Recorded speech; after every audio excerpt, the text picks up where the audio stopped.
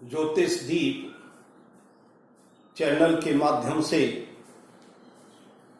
उसके भाग संख्या 29 में आप 12th हाउस 12 भावों के विषय में विचार कर रहे थे और बड़ा अद्भुत रोचक ज्ञान अर्जन कर रहे थे, जिसके लिए आप बहुत बहुत धन्यवाद के पात्र हैं।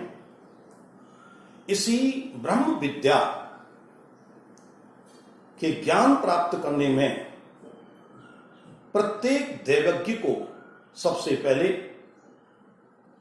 हाउस विचार, राशि विचार और ग्रह विचार करना चाहिए। जैसा कि आप राशि विचार कर चुके हैं और हाउस विचार भी कर चुके हैं, इन 12th हाउसों में तथा 12 राशियों में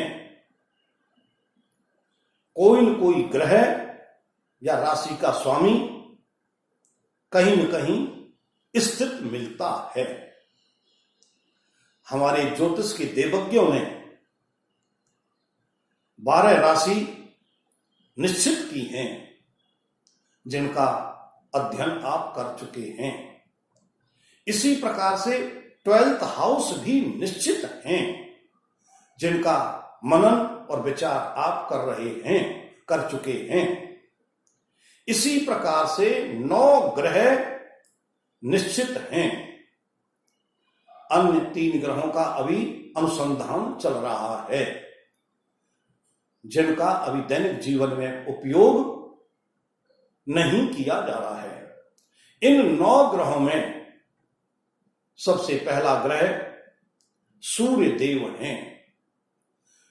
इस आकाश मंडल में या पूरे ब्रह्मांड में यदि कोई प्रकाशवान पिंड सबसे पहले दृष्टिगोचर हुआ तो वो सूर्य देव थे, जिनको इस संसार सागर के भूमंडल के प्राणियों ने और उन प्राणियों में सर्वश्रेष्ठ मनुष्य ने सूर्य देव के नाम से, सूर्य भगवान के नाम से पुकारा और यथा नाम तथा गुण के अनुसार उनके अंदर अपनी पूर्ण निष्ठा की और निष्ठा के साथ में सूर्यदेव की पूजा की।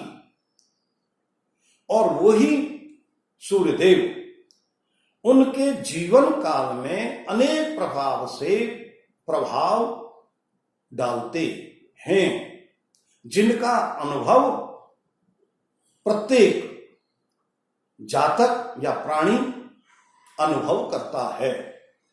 ऐसे प्रकाशवानों में सर्वश्रेष्ठ प्रकाशवान पिंड सूर्यदेव भगवान हैं, जो जातक के लिए एक आत्मा का स्वरूप है। क्योंकि जैसा आप जानते हैं कि यदि कोई जातक इस संसार सागर में आता है तो उसके अंदर आत्मा ही परमात्मा है, परमात्मा ही आत्मा है। वो परमात्मा का अंश आत्मा रूप में प्रकट होता है। परमात्मा का अंश आत्मा रूप में जिस शरीर में प्रकट होता है वह जीव बनता है। इसलिए सूर्य प्रत्येक जातक के अंदर आत्मा है और जब तक यह उस शरीर के अंदर विराजमान रहती है तब तक वह शरीर चलायमान होता है। और जैसे ही यह आत्मा शरीर में से निकल जाती है उसके बाद वह शरीर नश्वर हो जाता है।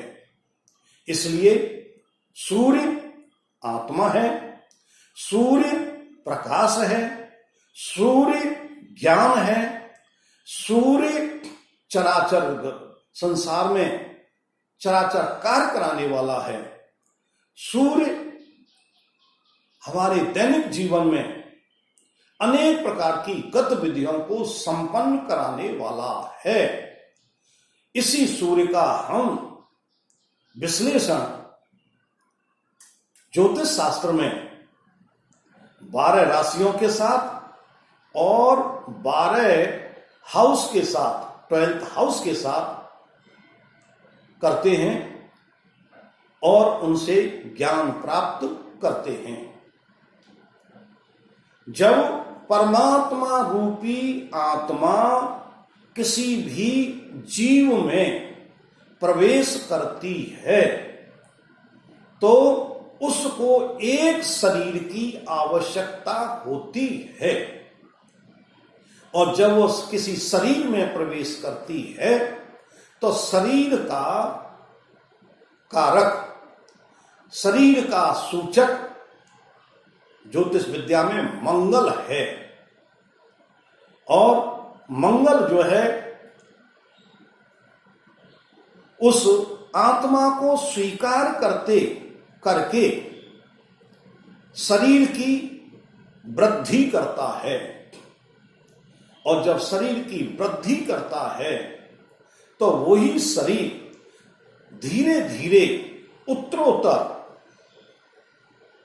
बाल्यावस्था, किशोरावस्था, युवावस्था को प्राप्त होता है, जिसके माध्यम से वह जातक अनेक प्रकार के अपने दैनिक जीवन के कार्यों को प्रभावित करता है या उनको क्रियान्वित करता है। जब परमात्मा रूपी आत्मा शरीर में, मंगल रूपी शरीर में प्रवेश कर जाती है तो उसमें सबसे बड़ा तत्व मन का जन्म होता है, और मन चंद्रमा है। जैसा कि आप अपने दैनिक जीवन में आपने प्रकाश के वेग को नाप लिया, वायु के वेग को नाप लिया, जितने भी संसार में हमारे यातायात के साधनों के रूप में मशीनरी हैं, हवाई जहाज हैं, रेल हैं, अनेक प्रकार के वाहन हैं, उन सब के का वेग भी आपने नाप रखा है, लेकिन आज तक संसार में मन के वेग को कोई भी नहीं नाप पाया। मन बड़ा चंचल है, तीव्र है, और अनेक प्रकार की सांसारिक चीजों को प्राप्त करने का लोभी लालची है।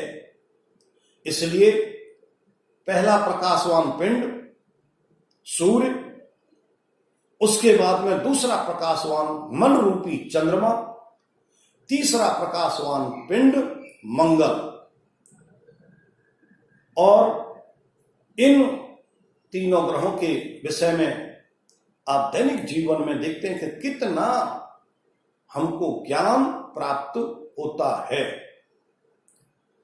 इन्हीं तीनों प्रकाशवान पिंडों के संयोग से शरीर की रचना होकर के जब मानव आगे बढ़ता है तो उसको बुद्ध रूपी बुद्धि की, अर्थात बुद्धि प्रदान करने वाला कारक ग्रह बुद्ध प्रकट होता है। क्योंकि जब तक इस शरीर में आत्मा है और आत्मा के साथ में शरीर का संरक्षण होती है, वृद्धि हो रही है, और उस शरीर के अंदर मन, चंचलित मन जो है अनेक प्रकार की अपनी इच्छाओं को प्रकट कर रहा है, लेकिन उस मन के साथ में यदि बुद्धि, कुशाग्र बुद्धि है, सद्बुद्धि है, तो वह व्यक्ति अनेक प्रकार के जीवन में कल्याणकारी कार्य करता है। और यदि उसके अंदर एक बुद्धि नहीं है तो उसका जीवन यहां तक अधूरा ही रह जाता है। इसलिए बुद्ध देवता हमारे वाणी के कारक हैं और वाणी के माध्यम से अनेक प्रकार की जीवन के भाव विचारों का आवागमन होता है, जिससे सांसारिक प्राणी बहुत ही परस्पर भाव विचारों से संतुष्टि प्राप्त करता है और अपने दैनिक कार्यों को पूर्ण करता है। इन दैनिक कार्यों को बुद्ध के द्वारा, वाणी के द्वारा प्रतिपादित जो किया जाता है, उसमें ज्ञान की आवश्यकता होती है। अर्थात गुरु ज्ञान देने वाला है। गुरु के बिना ज्ञान की प्राप्ति कभी नहीं होती। इसलिए आत्मा रूपी, परमात्मा रूपी आत्मा इस शरीर में चंचल मन के साथ अपनी वाणी के द्वारा उसको क्रियान्वित करने के लिए उसको ज्ञान की, गुरु रूपी ज्ञान की आवश्यकता अवश्य होती है। बिना ज्ञान के जीवन कभी सफल नहीं होता। इसलिए गुरु ज्ञान का कारक है। गुरु ज्ञान में अनेक प्रकार का ज्ञान देता है, जिसके विषय में हम आगे विस्तृत रूप से चर्चा करेंगे। इस जब कोई जातक इन सब तत्वों को प्राप्त कर लेता है, अर्थात सूर्य परमात्मा रूपी आत्मा के रूप में सूर्य और मंगल रूपी शरीर के अंदर मन रूपी चंचलता और मन की चंचलता के साथ में वाणी की मधुरता और वाणी की मधुरता के साथ में ज्ञान का भंडार प्राप्त कर लेता है, तो उसको दैनिक जीवन में अनेक प्रकार का भोग विलास, अनेक प्रकार की सांसारिक वस्तुओं का उपयोग करने की जो इच्छा प्रकट होती है और उस इच्छा के अनुसार फल की प्राप्ति होती है, वो सब कुछ देने वाला हमारे शुक्र देव हैं। शुक्र अनेक प्रकार के भोग विलास प्रदान करने वाले हैं, जिनके बिना जीवन फिर अधूरा रह जाता है। इनके विषय में भी हम विस्तृत वैसे चर्चा करेंगे, लेकिन एक जीव को इस प्रकार का शरीर प्राप्त करने के बाद में उसको एक स्थान की आवश्यकता होती है, जिसे हम प्रॉपर्टी के नाम से पुकारते हैं। और यह प्रॉपर्टी जो है शुक्र देता है और उस प्रॉपर्टी पर रह करके अनेक प्रकार के भोग विलासों को पूर्ण करता है। इस के बाद में जब जातक भोग विलास प्राप्ति करते समय संसार सागर में अनेक प्रकार के ऐसे क्रियाकलाप करते हैं, जिनमें से कुछ कार्य बहुत ही सदकार्य होते हैं और कुछ कार्य शुक्र की भोग विलासता के कारण से अशुभ हो जाते हैं। उन अशुभ का अर्थात पाप कर्मों का फल देने के लिए शनि महाराज हैं। शनि दंडनायक हैं, न्याय करता हैं। जब मानव अपने दैनिक जीवन में अनेक प्रकार के कार्य करते समय बुद्धि की कमी से या पाप, पूर्व जन्म के पापों के कारण से अशुभ काम करता है, गलत कार्य करता है, तो उसका न्याय शनि भगवान करते हैं, शनि देव करते हैं। और शनि देव न्याय करके उसके अनुसार जातक को दंड देते हैं, जिससे जातक भविष्य के लिए सचेत होता है। शनि दंड नायक और न्याय के साथ साथ में सेवक भी है। ये सेवक का कार्य सबसे ज्यादा दुर्लभ कार्य है।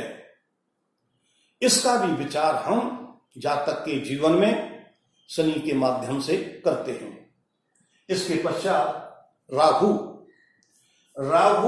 अनेक व्यसनों, अनेक बुराइयों, झूठ बोलना, अनेक जो है अशुभता का कारक है।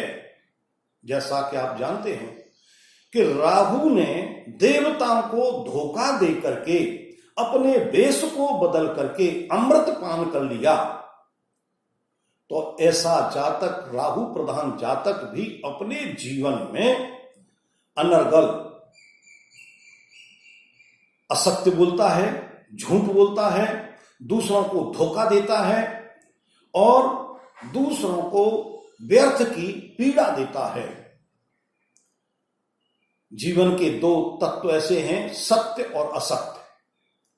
एक असत्य हम स्वार्थ के लिए बोलते हैं, एक असत्य हम परोपकार के लिए बोलते हैं, एक असत्य परमार्थ के लिए बोलते हैं, दूसरों के कल्याण के लिए बोलते हैं। लेकिन राहु प्रधान व्यक्ति न तो स्वार्थ उसमें रहता है इतना, न परमार्थ होता है, जिसका कोई महत्व नहीं है। इस प्रकार की कारणों के साथ, भावनाओं के साथ में असत्य का व्यवहार करते हैं, जो अकल्याणकारी होता है। इन 8 ग्रहों के बाद में 9वां ग्रह हमारा केतु है, जो आखिरी 9वां ग्रह है। ये केतु जो है जातक के जीवन में वैराग्य पैदा करने वाला है। एक जातक जीवन में आता है और विचार करता है कि यश से अर्थकृते व्यवहार विदे शिव त्रक्षते। यदि इस मानव योनि में आकर के 84 लाख योनियों को पार करके मानव योनि सबसे श्रेष्ठ योनि है, उसमें आकर के यदि वह मोक्ष नहीं प्राप्त की तो उसने कुछ भी नहीं किया। इस भावना के साथ में वो वैराग्य को प्राप्त करता है और मोक्ष को प्राप्त करने का प्रयास करता है। वही उसके लिए जीवन का कल्याणकारी तथ्य है और प्रत्येक जातक को मोक्ष प्राप्ति के लिए तत्पर या निष्ठापूर्वक कार्य करने चाहिए। इस प्रकार से इन 9 ग्रहों का मैंने ज्योतिष दीप चैनल के माध्यम से आपको चर्चा विचार रूप में प्रकट किया। आप ज्योतिष दीप चैनल को सब्सक्राइब करें और इस वीडियो को लाइक करते हुए, शेयर करते हुए अपने इष्टजनों, अपने परिवारजनों के लिए शुभ लाभकारी बनाएं। उसी में आपका कल्याण होगा। कल्याणम अस्तु।